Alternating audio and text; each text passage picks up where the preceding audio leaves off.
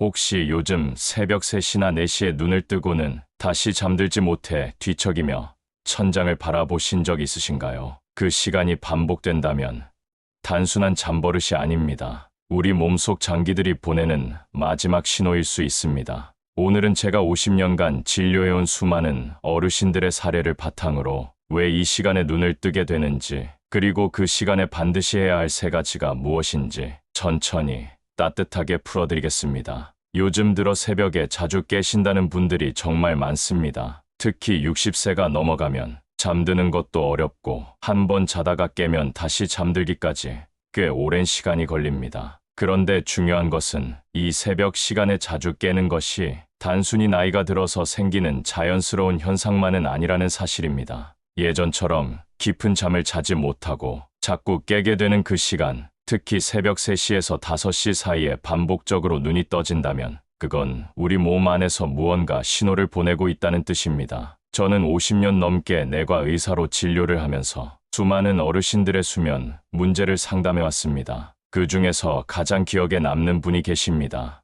올해로 94시 되신 서울 중랑구에 사시는 박순애 어르신이십니다. 이분은 80대 중반부터 꼭 새벽 3시 40분쯤 되면 눈이 떠졌다고 하셨습니다. 그냥 잠깐 화장실에 가려고 깼다고 생각했지만 문제는 그 다음부터였습니다. 화장실을 다녀오고 나면 마음이 막 두근거리고 숨이 약간 가빠지면서 자꾸만 쓸데없는 걱정이 떠오르고 결국 한두 시간 뒤척이다가 다시 잠을 못 주무셨습니다. 처음에는 우울증인가 걱정도 하셨고 심장이 이상한가 해서 심전도도 찍어보고 뇌검사까지 받으셨습니다. 하지만 검사에서는 특별한 이상이 없었습니다. 그때 제가 아주 단순한 질문을 드렸습니다. 혹시 저녁 식사를 몇 시에 하시느냐? 잠자기 전에 뭘 드시는 습관은 없으신지? 화장실 가는 시간과 패턴은 어떠신지? 그리고 그걸 하나하나 다 점검한 결과 놀랍게도 원인은 간 기능 저하와 혈당의 급격한 변동이었습니다. 우리가 잘 모르는 사이 새벽이라는 시간은 우리 몸 안에서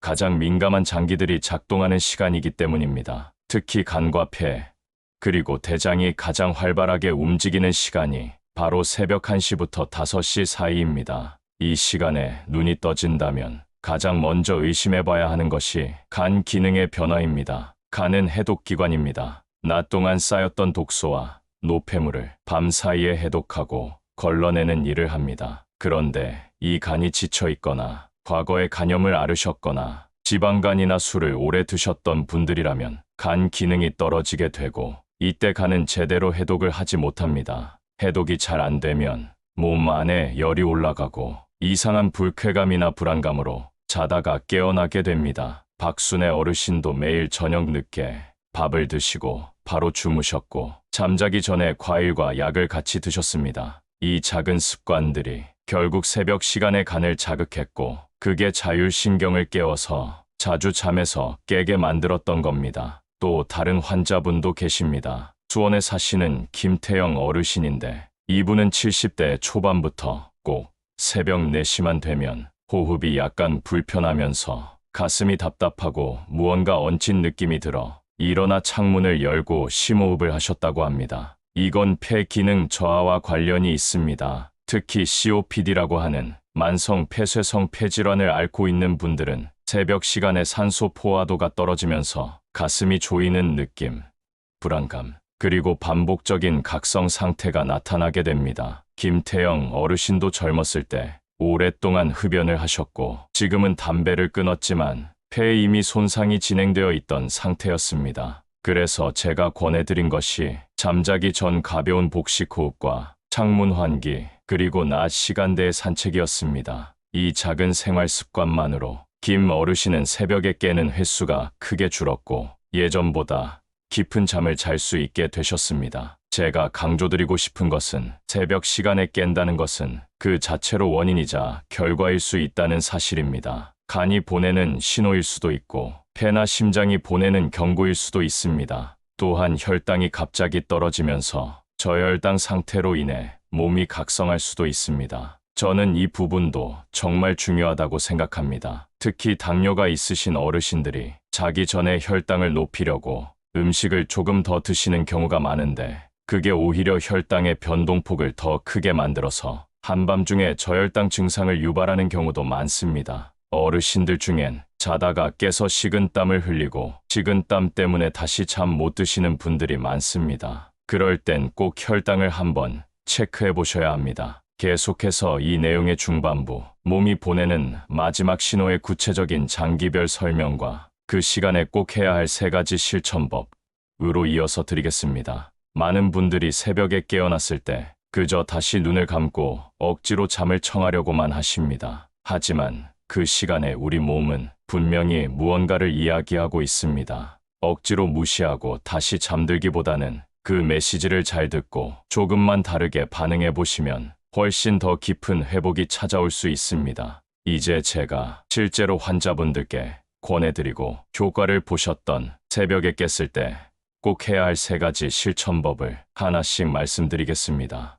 첫째, 심호흡과 복식호흡을 통한 자율신경 안정화입니다. 새벽에 깨면 가장 먼저 드는 느낌이 답답함, 불안감, 혹은 이유 모를 긴장감입니다. 이건 대부분 자율신경계의 균형이 깨졌다는 뜻입니다. 제가 진료했던 강릉에 사는 82세 한상필 어르신은 새벽마다 심장이 두근거리고 왠지 모르게 가슴이 울렁거려 응급실까지 가신 적이 있습니다. 그런데 검사를 다 받아봐도 심장에는 문제가 없었습니다. 결국 원인은 과호흡과 자율신경계의 과긴장이었습니다. 그래서 제가 알려드린 것이 새벽에 깨자마자 복식호흡 10회를 천천히 반복하시는 것이었습니다. 배를 천천히 부풀렸다가 내쉬면서 긴장을 푸는 호흡입니다. 이 간단한 동작 하나로 한상필 어르신은 다시 잠드는 데 성공하셨고 심장이 두근거리는 현상도 점차 줄어들었습니다. 복식호흡은 단순히 산소를 들이마시는 것을 넘어 우리 뇌 편도체에 영향을 주어 불안을 가라앉히는 작용을 합니다.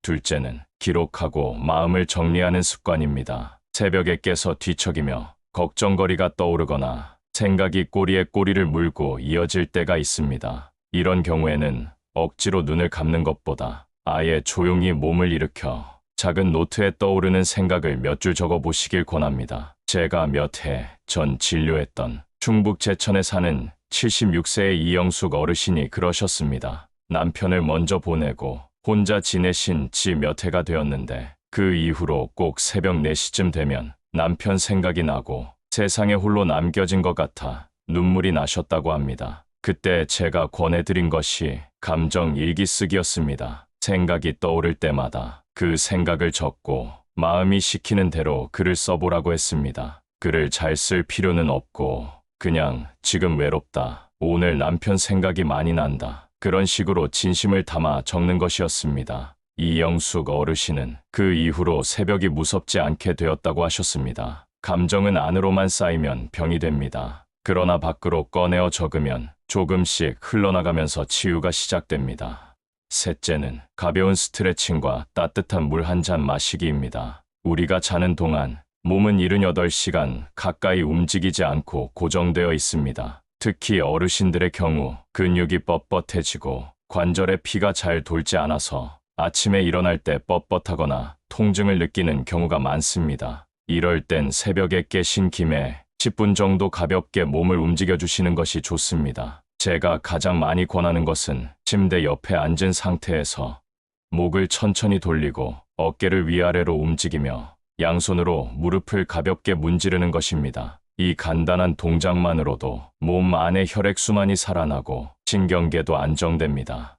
그리고 따뜻한 물 한 잔을 마시는 것을 꼭 잊지 마시길 바랍니다. 수면 중에 우리 몸은 많은 수분을 증발시킵니다. 입이 마르거나 혈액이 끈적해지면 혈압이 오르고 심장에도 부담이 갈 수 있습니다. 따뜻한 물 한 잔은 몸에 신호를 주는 동시에 심장을 진정시키는 효과가 있습니다. 저는 항상 어르신들께 말씀드립니다. 잠은 억지로 자는 것이 아닙니다. 몸이 편안해야 찾아오는 자연스러운 흐름입니다. 억지로 누워있기보다 몸을 달래고 생각을 정리하고 가볍게 움직이며 내 안의 흐름을 바꿔보는 것, 그것이 진짜 건강한 수면을 되찾는 첫걸음입니다. 이 시간이 보내는 신호를 장기별로 정리해보는 것도 큰 도움이 됩니다. 새벽 1시, 3시, 간이 해독작용을 가장 활발히 하는 시간입니다. 이때 자주 깨신다면 간 기능을 점검해 보셔야 합니다.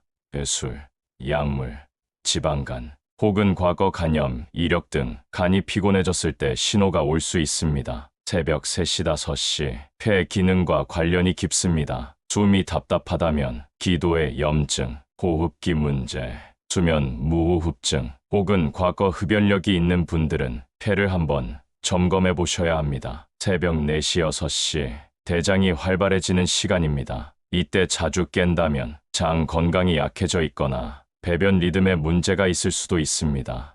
이처럼 시간대마다 다른 장기들이 신호를 보내고 있다는 것을 기억해 주시면 좋겠습니다. 저는 늘 환자분들께 이렇게 말씀드립니다. 몸은 절대 거짓말을 하지 않습니다. 우리가 놓치고 있을 뿐이지. 우리 몸은 하루에도 수없이 신호를 보내고 있습니다. 특히 잠을 자는 동안 보내는 신호는 가장 본능적이고 가장 절실한 경고입니다. 자다가 깼다는 건 몸 어딘가에 반드시 주의를 기울여야 할 부분이 있다는 뜻입니다. 그러니 새벽에 깨어났다는 걸 억지로 잠을 방해받았다고만 생각하지 마시고 몸이 저에게 이야기를 하고 있구나. 그렇게 받아들여 보시면 좋겠습니다. 그런 시각으로 바라보면 같은 새벽 시간도 훨씬 다르게 다가올 수 있습니다. 제가 아는 78세 정복래 어르신은 처음엔 새벽에 깨는 일이 너무 괴로웠다고 하셨습니다. 잠이 부족해서 낮에 피곤하고 자꾸 무기력해지다 보니 삶이 전반적으로 힘들게 느껴졌다고 하셨습니다. 그런데 어느 날 제가 앞서 말씀드렸던 3가지 실천법을 알려드렸고 그때부터 어르신은 새벽에 깼을 때 오히려 감사한 마음으로 조용히 호흡을 하고 손가락을 주무르고 마음을 가라앉히는 연습을 하셨습니다. 그리고 어느 날부터인가 다시 잠이 들지 않아도 몸이 편안해지고 마음이 차분해지는 느낌이 든다고 하셨습니다. 그 이후로 정복래 어르신은 오히려 새벽 시간이 자신에게 명상의 시간이 되어 하루를 준비하는 조용한 예고편처럼 느껴진다고 하셨습니다. 저는 그 말이 참 인상 깊었습니다. 잠을 다시 자는 것이 중요한 것이 아니라 그 시간에 내 몸과 마음을 어떻게 다루느냐가 더 중요하다. 이건 단순히 수면 문제가 아니라 삶을 바라보는 태도의 문제이기도 합니다. 이야기를 조금만 더 깊이 들어가 보겠습니다. 어르신들 중에는 예전처럼 오래 자지 못하는 자신을 자꾸 자책하거나 혹은 무력하게 느끼는 분들이 많습니다. 하지만 나이가 들어서 수면 패턴이 달라지는 건 매우 자연스러운 일입니다. 젊었을 때처럼 6시간이고 8시간이고 연속으로 쿨쿨 자는 것이 꼭 건강한 건 아닙니다. 중요한 것은 그 깬 시간을 어떻게 다루는가입니다. 새벽에 눈을 떴을 때 억지로 다시 자려 하지 말고 조용히 물 한 잔을 마시고 살짝 창문을 열고 마음을 가라앉히는 호흡을 하며 내 안을 들여다보는 것, 그것만으로도 몸은 안정되고 이후의 잠도 훨씬 편안해질 수 있습니다. 제가 진료하던 시절 어느 날 한 분이 오셨습니다. 경남 진주에 사시는 85세 이병구 어르신이셨는데 이분은 매일 새벽 3시 반이면 눈이 떠진다고 하셨습니다. 처음엔 이것도 병인가 싶어 정신과도 가보고 수면 유도제도 복용해 보셨지만 약 먹고 자고 나면 더 피곤하고 머리가 멍해서 오히려 더 힘들다고 하셨습니다. 그래서 제가 그 어르신께 어느 날 조용히 말씀드렸습니다. 그 시간 아무것도 하지 말고 그냥 가만히 앉아서 당신이 살아온 이야기를 자신에게 들려주는 시간을 가져보라고요. 그리고 며칠 후 어르신이 오셔서 이런 말씀을 하셨습니다. 새벽이 그렇게 고요한 시간인 줄 처음 알았다고요. 그리고 눈을 감고